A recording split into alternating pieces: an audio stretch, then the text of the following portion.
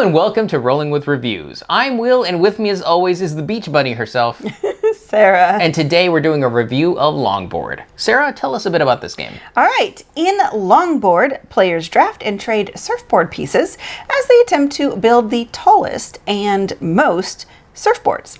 Each turn, players will take 2 actions from 3 different choices. At the end of the game, players score points for their completed longboards and any goals they met. The player with the highest total wins. All right, Will, so how did we get this? 25th Century said so. Yes, they sent it to us in a box of games, and so here we are. All right, what do we like about the game? So I like the aesthetic of the game. Yes. It has a really unique one in building surfboards. Yep. I know there have been surfing style games. I know there's a lot in of the past. beach games. Beach games? Yeah. I know sandcastles have been a thing. Oh, yes. But yeah, building beachboards, and they are often kind of works of arts themselves. That's true. So it was neat to see that actually in a board game. Agreed. Yeah, and to further enhance that theme of it, there's actually some cards in there that don't really need to be in there. And that is once you've built a longboard that's considered complete, so it has 4 or more cards, you can get a sand card and put it at the bottom so it looks like the board's sticking up out of the sand. So it's completed, or can be considered completed. And I think that's a really nice additional touch that they didn't need to do. Yeah. Also, I like how easy it is to teach the game. True. So on your turn, you will do 2 actions, and you have 3 options to choose from. You will either take a card from the deck and add it to your personal supply. Each player will have their own personal supply. Second option is to take a card from your personal supply and build it onto one of your surfboards. Any one of them, provided you follow the rules. Basically, low to high is how surfboards are built. And same color. Same color, and you can also build the same number. So a 5 can go on a 5, Yes. type of thing. The third option is you can take a card or multiple cards, grab them together, see what the total is, trade it with another player's personal supply, and take a card that's under that value. Mm-hmm. So if your total is 6, you can get 5, 4, 3, 2, or 1.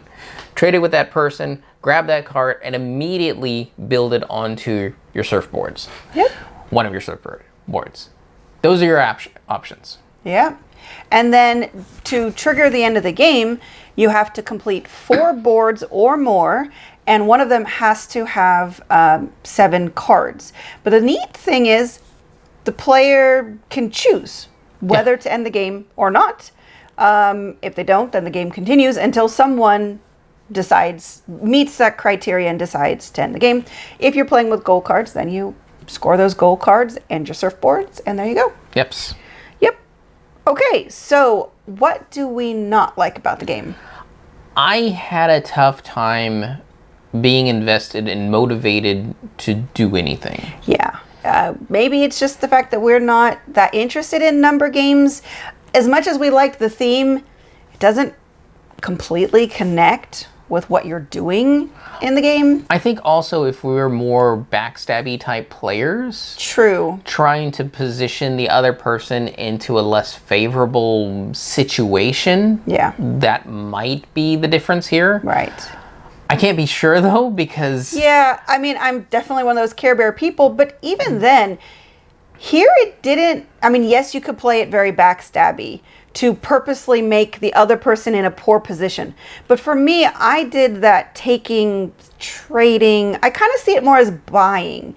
I'm taking some of my cards from my supply and trading it, buying a card from his supply so that I can build it.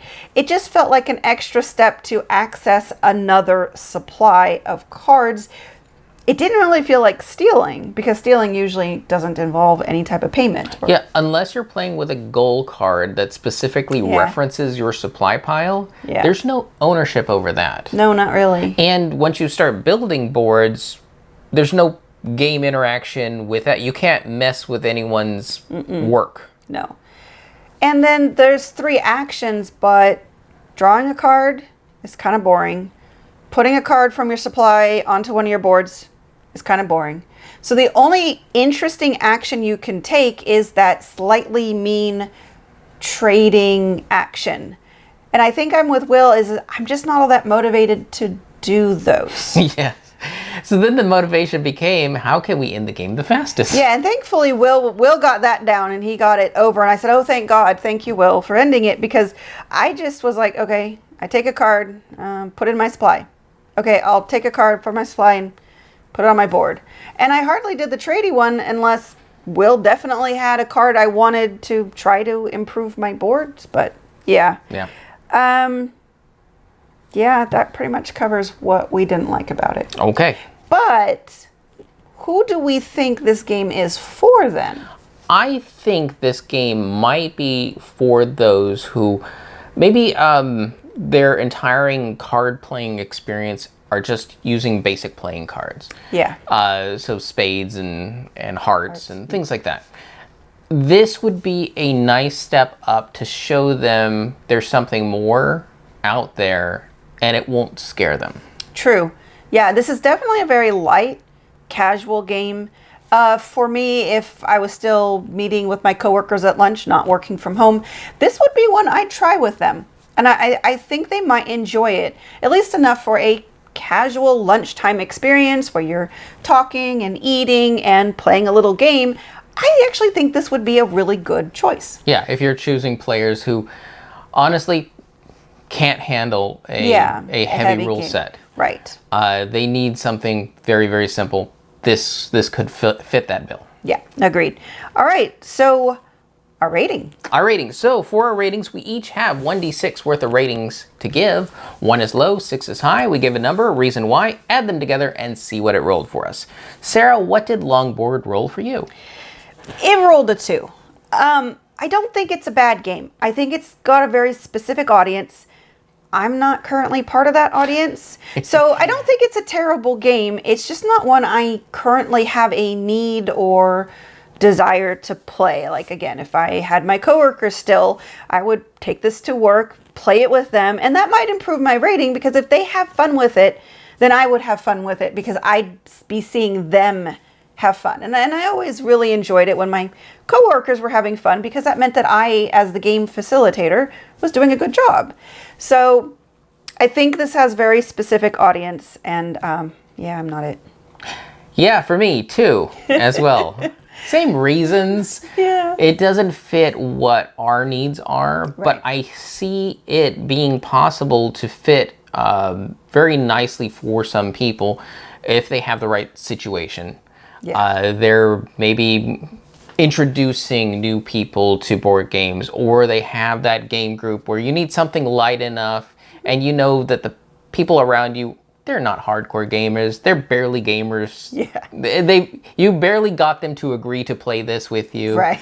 This could be that game that they'll be perfectly fine with. Agreed. So 4 out of 12, not great, but that is taking into consideration what is our needs. Yeah. And how poorly Longboard matches with them. Exactly. So, there you go. And Sarah. Yes. What is your favorite beach-style slang word? Hang 10, maybe? Cool. Yeah. Yours? Mine would probably be gnarly. Ooh, gnarly's good. Gnarly's very good. And we've been so gnarly because we've been Rolling with Reviews. And remember, if you have any questions, comments, or concerns, you can reach out to us on the various social media platforms at Rolling with 2. That's TWO. We are on Twitter, Facebook, and Instagram. And on YouTube, please like and subscribe.